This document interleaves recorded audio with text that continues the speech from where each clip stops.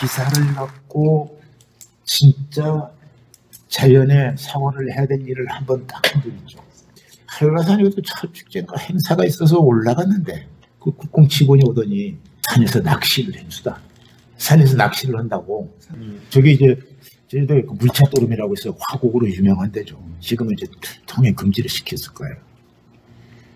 가서 그러면 이제 올라가서 보니까 사방에 그 낚싯대 썼었던 것도 있고 내려놔서 그래서 보니까 내려가서 보니까 붕어가 그렇게 막 잡혀서 있길래 깜짝 놀랐죠. 들어봤더니 어떻게 써 있게 나오게 되냐 했더니 그쪽으로 그 철탑이 지나가는데 전기 송선 철탑이 양수기 두 대를 연결시켜서 거기 물을 끄집어내 가지고 이제 아래서 먹고 그걸로 이제 생활을 하면서 그 공사를 느껴서 공사를. 근데 그 양수기 돼 가지고 물을 뽑다 보니까 갑자기 붕어들이 나온 거예요. 이 사람들은 막 그냥 낚시를 막 한 거죠. 친구네가 한라산 산속에서 낚시한다 해가지고 기사가 나가니까 낚시터가 되고 전국에서 와서 낚시꾼들이 몰려서 낚시터가 되니까 완전히 그게 망가져버린 거죠. 그 오름 옆에만 지나게 되면 내가 얘기하지 말걸. 그 기사를 쓸 게 아닌데 쓰지 말걸. 기사를 쓰셨어요? 기사를 썼죠. 기사를 무슨 오름인가요? 그게 물찻도름이에요. 물찻도름. 지금은 검은 오름이라고 물찻도름이라고 있어요. 사실은 어느 제1급부가 와서 거기를 구경 갔다가 야 여기다 붕어 키웠으면 참 좋겠다. 그 말에 거기 일러던 인부가 오일장에 가서 붕어를 사다가 거기다 풀어놨대요. 근데 이 양반이 그걸 풀어놓고 그 양반은 떠나버린 거예요. 그게 잊어본 거지 그것이. 근데 거기서 그냥 계속 그것이 누가 손댈 거 없으니까 그렇게 해서 막 붕어가 늘어난 거예요. 어마어마하게 늘어난 거죠. 그건데 또 하나 쓰이는 거예요. 또 박정희 대통령이 묘원을 짠 거예요. 거기를 수종갱신 지역으로 만들어라 이게. 그걸 하면 수종갱신 지역으로 해서 나무를 양쪽에 2m씩 몇 m씩 비워가지고 거기를 삼나무를 심어라. 삼나무를 심으면 분명 학자들이 반대할 것이다. 왜? 천연보호구역이고 국립공원구역인 한라산에다가 저런 외래종 나무를 심게끔 하느냐 이거 반대를 할 것이다. 그때 그 나무를 뽑으면서 도로를 자연적으로 확장할 수 있지 않느냐. 그 묘안을 해준 거예요.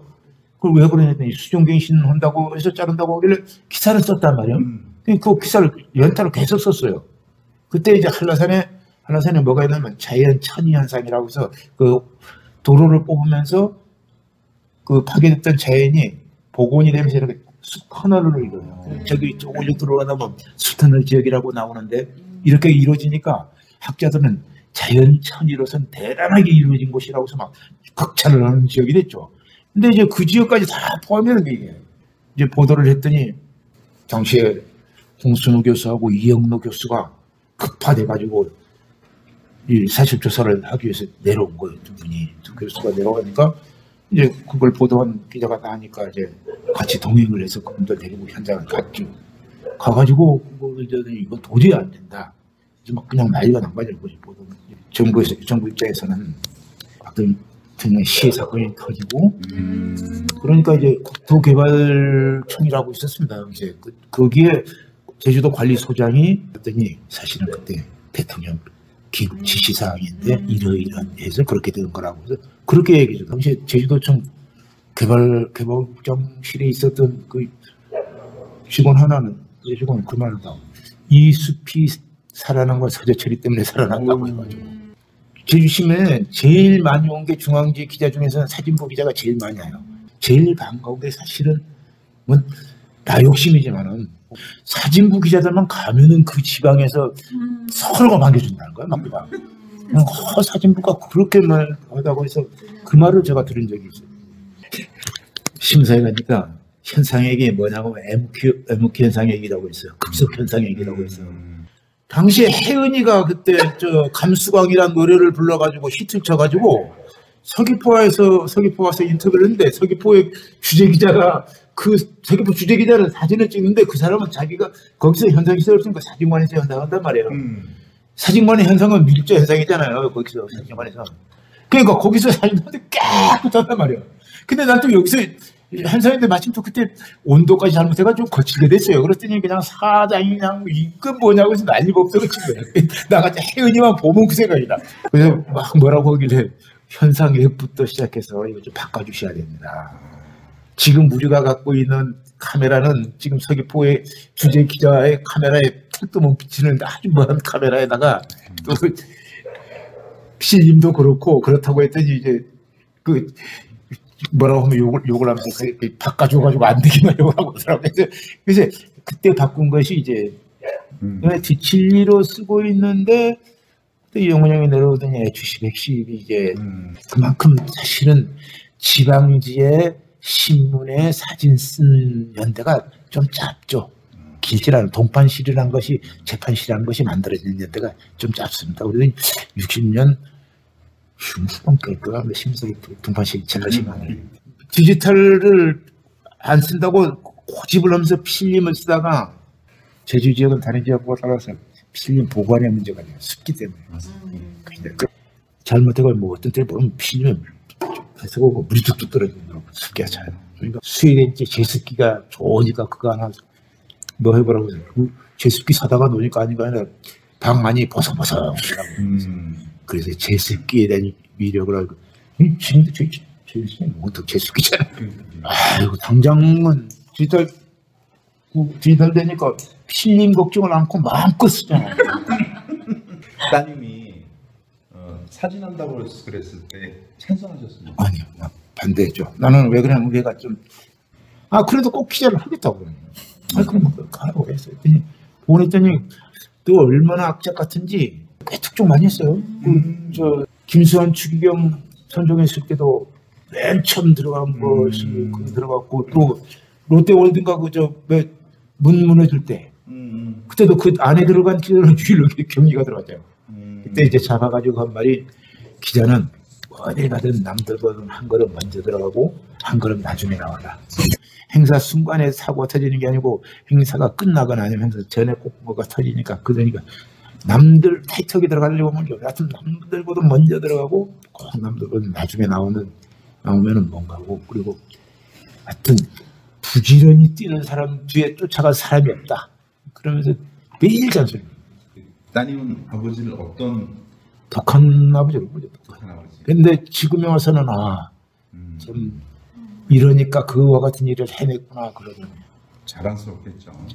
그건 딸이 해야 될 일이고 대학원 들어가가지고 미술 치료사자 좀 그걸 한다고 해서 지금 대학원 들어가서 부지런히 하더라고요. 평생은 제주도의 자연을 찍으셨잖아요. 그렇죠.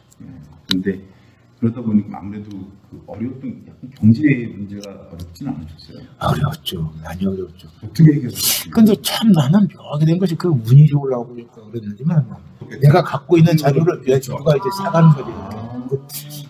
저 사진을 일종의 찍어서 하는 그런 식으로 하다 보니까 그러잖아도 지방주는 뭐 아주 그 월급 상태도 열악하고 이런 거 알 수 없었잖아요. 그때는 애가 넷이에요. 딸 셋에 아들 하나가 맨 마지막에 낳았단 말이에요. 그래서 내가 심사 그만둘 무렵에는 내가 96년도에 그만뒀는데 96년도에 심사 그만둘 때는 대학생 둘, 중학생 하나 때인가 그렇게 해가지고 그 애가 5살 때인가 막내가 5살 때인가 저질러 놓고 수습을 저질러 놓고 보자는 식이에요.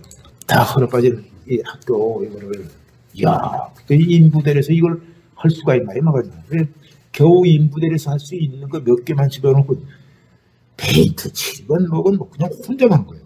심지어 마룻바닥에 그 페인트 옛날 그 유성 페인트로 칠해놓은 걸 그 뭘로 그라인더 갖고 이걸 미는데 그 무릎 꿇고 앉아서 맨날 며칠 그 작업을 했는지 몰라요.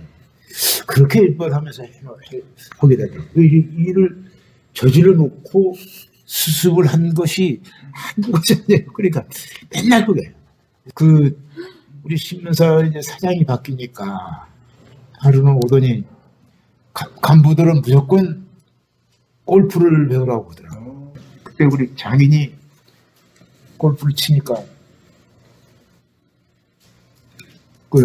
저 중고 골프채를 하나 사줬어요. 그때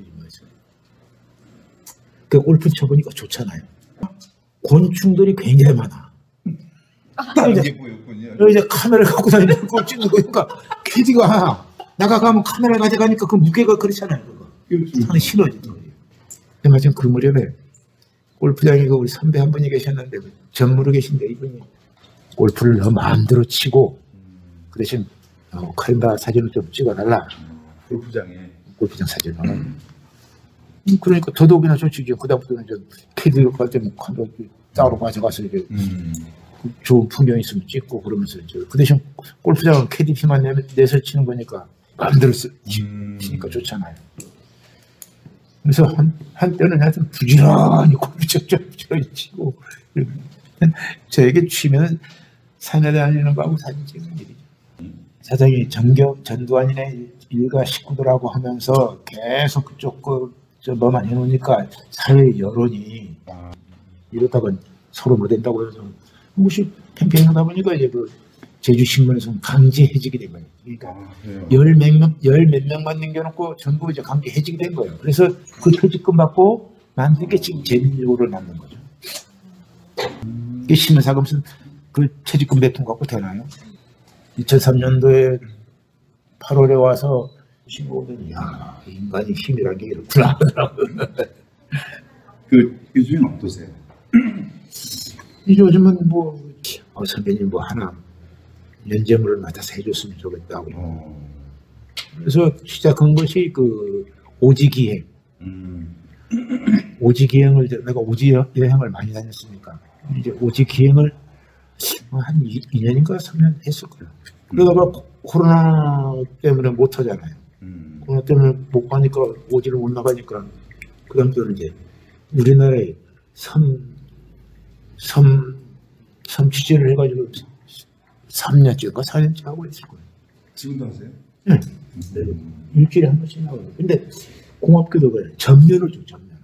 혹시 그 좋아하는 음식이나 저는 가리는 게 없습니다. 잘 먹어요. 뭐 그렇게 음식에 되지 않으니까 같이 나하고 섬에 다니는 우리 후배 하나가 있는데 도대체 밥을 먹고 사는 사람입니까? 그러더라고요. 한종일 안 먹고 돌아다니도 좋고 먹고 하니까 밥을 먹고 삽니까? 뭐랍니까? 예전에 이제 산에 다닐 때 장비가 무겁잖아요.